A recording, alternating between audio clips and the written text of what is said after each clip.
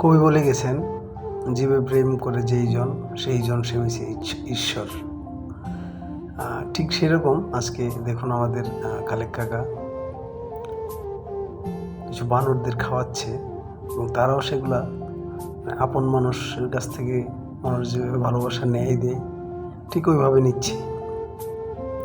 পশুরা আসলে আমাদেরকে ভয় পায় না, যদি তাদেরকে আপনি ভালোবাসতে পারেন তারাও ভালোবাসা নিতে পারে।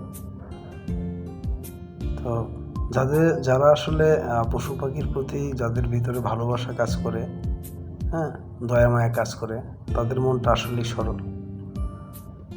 ঠিক এরকম একজন মানুষ আমাদের খালেক কাকা।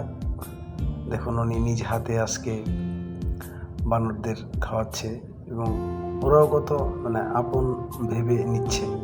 আমাদেরকে নর্মালি দেখবেন আমরা যদি পশু পাখির কাছে যাই বা বানরদের কাছে, ওরা দৌড়ে পালিয়ে যায়, বাট এরকম কিছু হচ্ছে না। তার মানে কি, আপনি যদি তাদেরকে ভালোবাসা দিতে পারেন, ওরাও আপনার কাছ থেকে ভালোবাসা নিতে পারবে।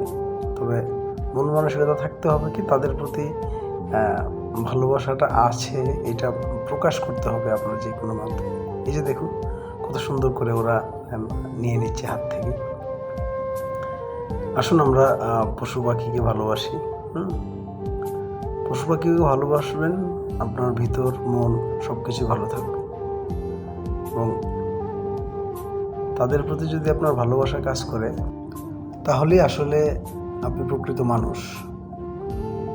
পশু পাখি জীব জানোয়ারদের প্রতি যাদের ভিতরে ভালোবাসা আছে, তাদের মন নরম, সহজ, সরল হয়ে থাকে।